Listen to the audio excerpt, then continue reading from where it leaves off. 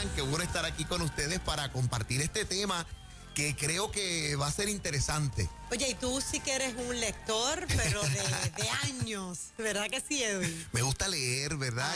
Y creo que, como les comentaba, en la medida que nos vamos formando o que vamos ya desarrollando pues niveles académicos donde uno va progresando o hay exigencia de lectura para poder procesar cursos y demás, pues creo que la velocidad con que uno va leyendo o la capacidad de enfocarse para desarrollar más análisis con rapidez se logra.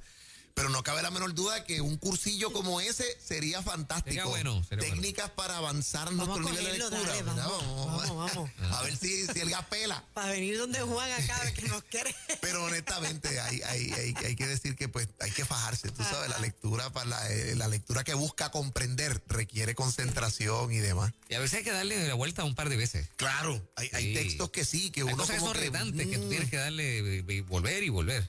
Y vale la pena hacerlo, claro, para uno poder entonces trabajar con eso. Qué bien. Cuéntanos, bueno. Tienes tremendo tema Hoy quiero compartirle, he llamado a esta sección Proyección de Liderazgo en Tiempos de Crisis. Y quiero hacer una lectura desde la perspectiva de liderazgo de algo que estaba pasando, y ustedes saben, ¿verdad? Todos hemos estado siguiendo en torno a los debates administrativos a los cuales retos se ha enfrentado la administración del país. Y yo me quiero acercar a este tema con unas notas al calce. El primero, y quizás alguna gente no lo sabe, pero mi formación es el tema de ciencias políticas y filosofía, ¿verdad? Eso fue las dos concentraciones que yo realicé en la universidad. Mi bachillerato es en ciencias políticas y tengo un segundo bachillerato en el tema de filosofía en humanidades. Y así que me interesa mucho la política también como una disciplina de estudio. Y me interesa también acercarme a este tema desde liderazgo. Hace 20 años nos dedicamos a formar líderes, motivación, liderazgo personal, ¿verdad? Este tipo de temas. Así que lo que vamos a estar haciendo hoy es acercarnos al tema no de manera partidista, aunque sí política, en el sentido de que la disciplina de observar algo nos tiene que dar una lectura de lo que pasa como país. Así que vamos a arrancar con esto dicho, abrochémonos el cinturón y arrancamos. Yo creo que quiero decirte que las crisis nos afectan y tu proyección de liderazgo será un factor que aporte a la solución o al empeoramiento de esta. Voy a volverlo a repetir. Las crisis nos afectan, todos nos vamos a enfrentar a tiempos de crisis. O sea, todo líder que está ahí al frente de algo que valga la pena se va a enfrentar a dificultades.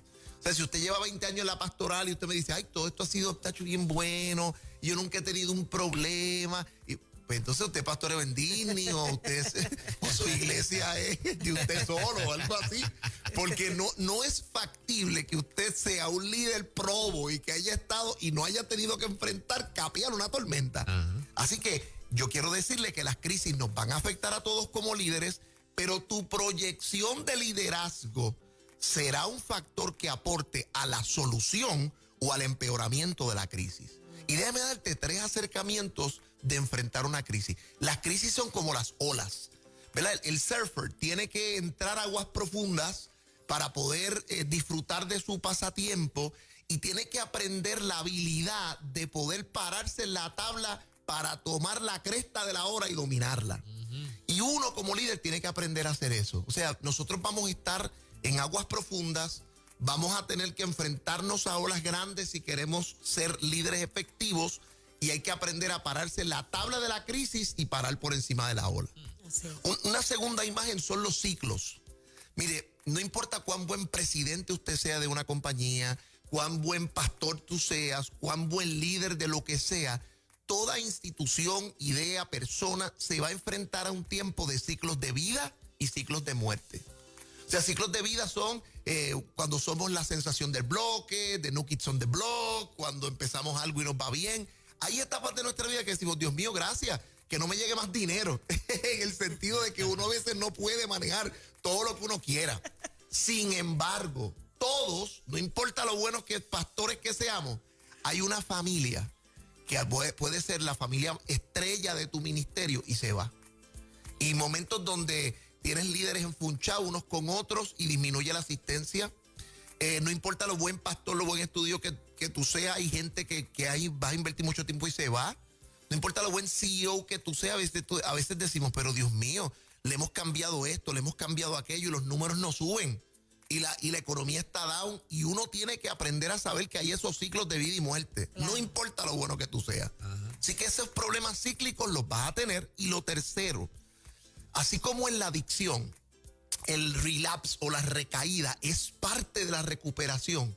Parte de la experiencia de enfrentarse a una crisis es, parte del liderato es enfrentarte a una crisis.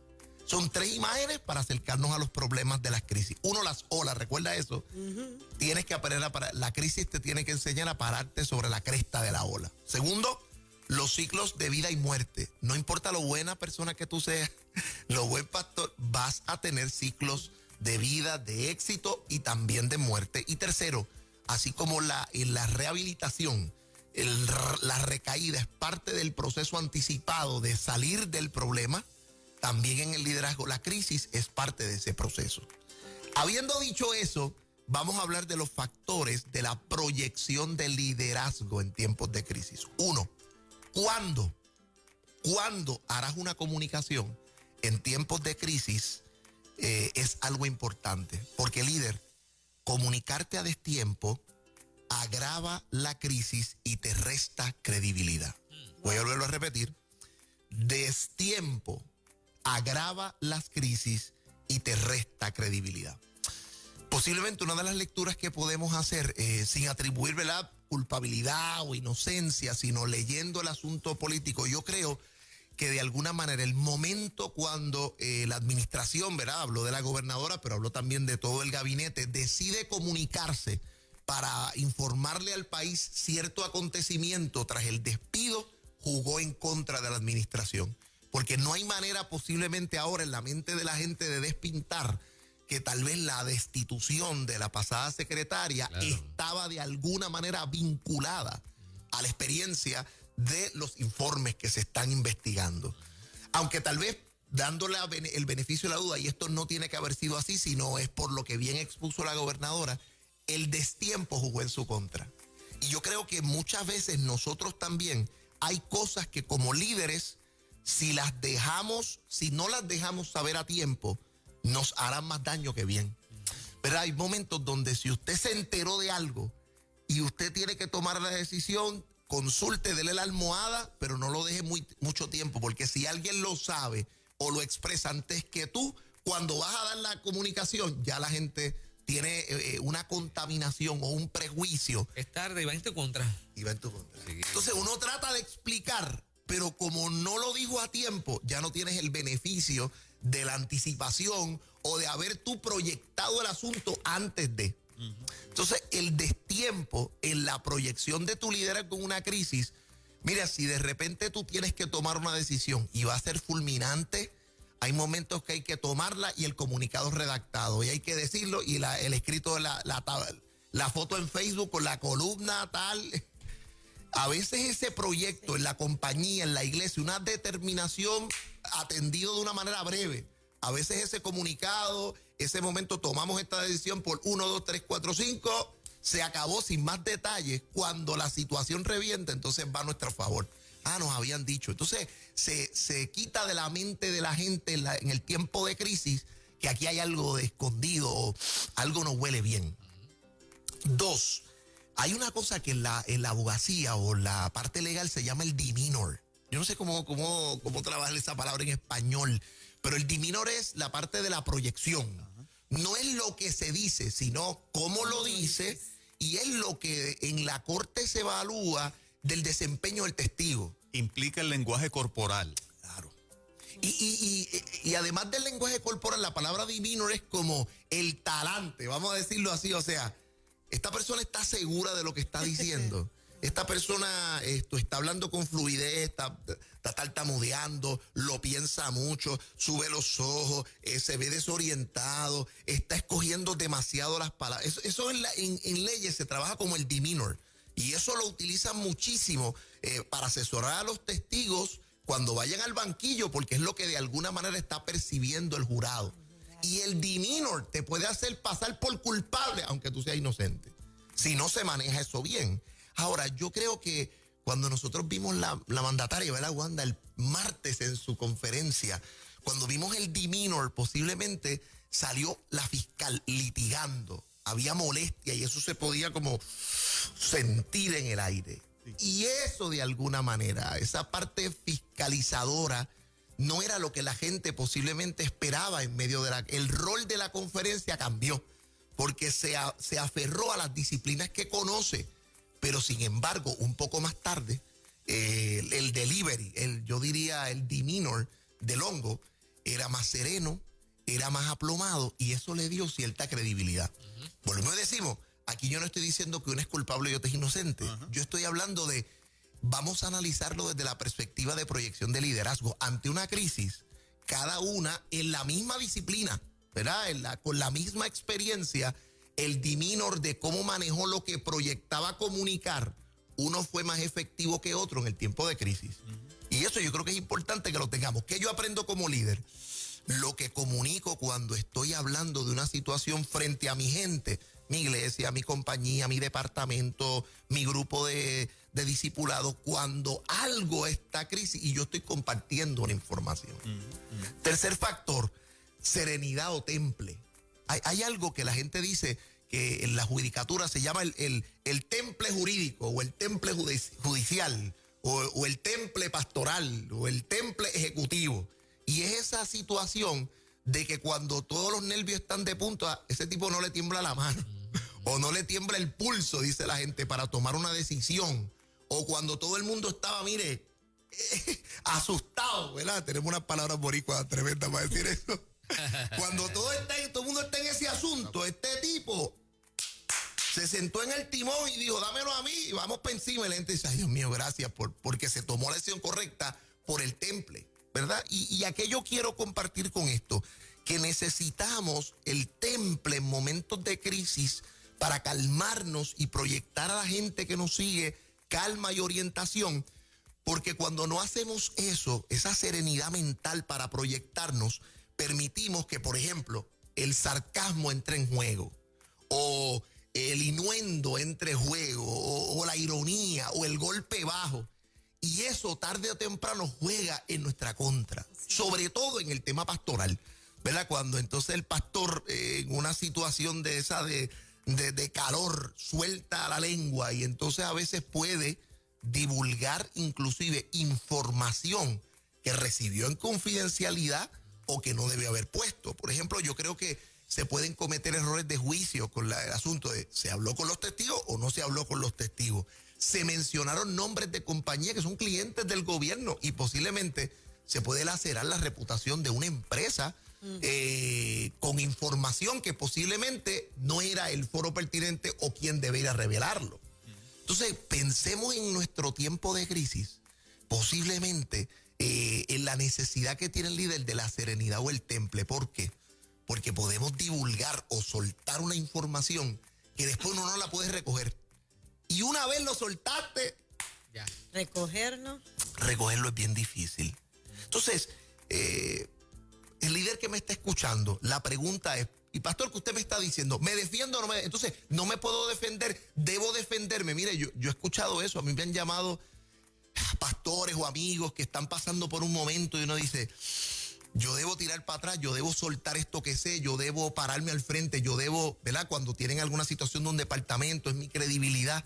Y yo quiero darte 5 aspectos de la proyección de un líder en tiempos de crisis para decir cuando yo tomo la determinación de actuar a ese respecto. ¿Debo defenderme? Bueno, 5 cosas que debes preguntarte. 1, es estratégico. Porque hay veces que hay momentos donde posiblemente sea mejor esperar hasta que yo tenga XY cosa en la mano. A veces hay cosas que no se han materializado aún y hablarlas, el destiempo, podría ser negativo. Si me preguntan, ¿un líder puede defenderse? Sí, lo debe y lo puede hacer. Mi pregunta serían estas 5. ¿Es estratégico lo que va a hacer? O sea, a nivel de lo que vas a compartir, ¿tienes la carta en la mano? ¿Tienes el documento? ¿Tienes el asunto probado? Porque si no es estratégico, entonces la mejor defensa no es hablar. Segundo, es prudente. Y la prudencia es una virtud interesante, ¿verdad? La sabiduría es distinta a la inteligencia. La inteligencia es muchas veces la capacidad de implementar conocimiento. La sabiduría es el buen arte de vivir mejor. Es literalmente hacer y uso de la inteligencia en pro de lograr un fin. Así que la prudencia es esa virtud del manejo con cuidado. Y para mí, ¿es prudente lo que vas a decir o es prudente lo que vas a expresar respecto a lo que está pasando? Entonces analízalo, no desde, es que yo se lo quiero decir y en la cara. Luego de que sepas si es estratégico, verifica si es prudente. 3, es ganancial lo que vas a decir, en el sentido de, ¿qué ganamos aquí? Yo tengo un dicho que aprendí de un pastor, le decía, ya yo no peleo de gratis. ¿Usted se acuerda que en la escuela la gente decía, vamos a pelear? Y era como una cosa de que si tumbar la pajita, o vamos a empujar a la gente, o vamos a chocar, porque el asunto era como pelear. Sí. Me miraste mal. Me mira, exacto. Te miro, dale, túmbale. Entonces, ese asunto de pelear de gratis, que nos divertía en la escuela, lo que se decía, ya yo no peleo de gratis.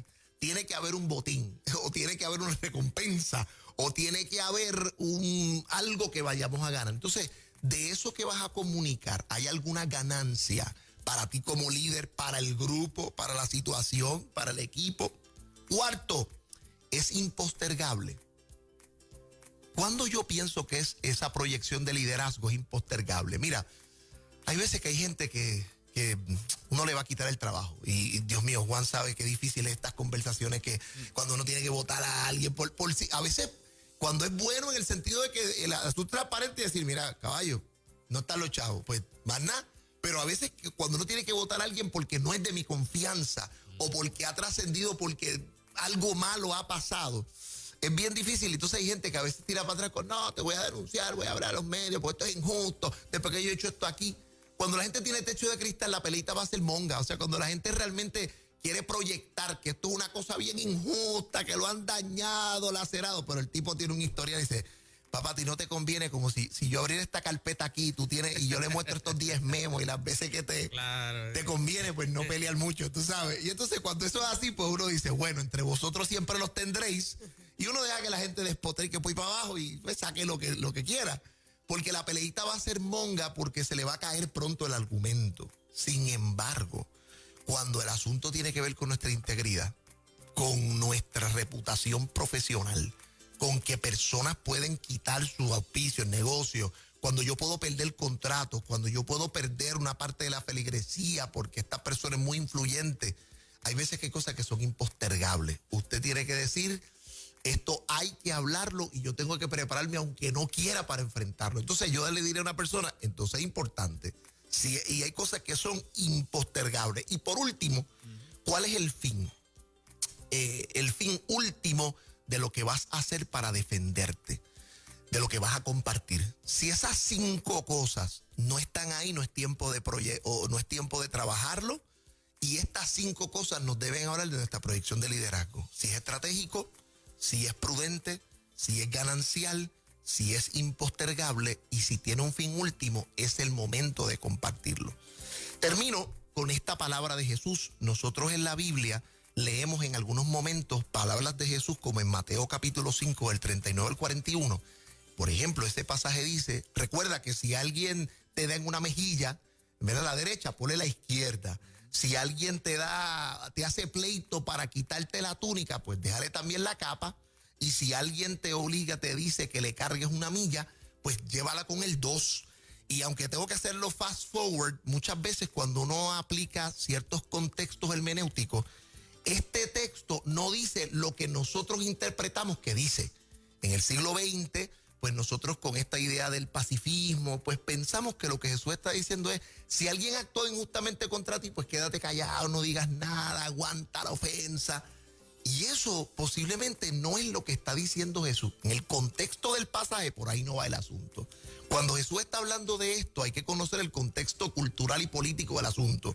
Cuando él dice darle la otra mejilla, no es un asunto de subyugación, es un asunto de confrontación.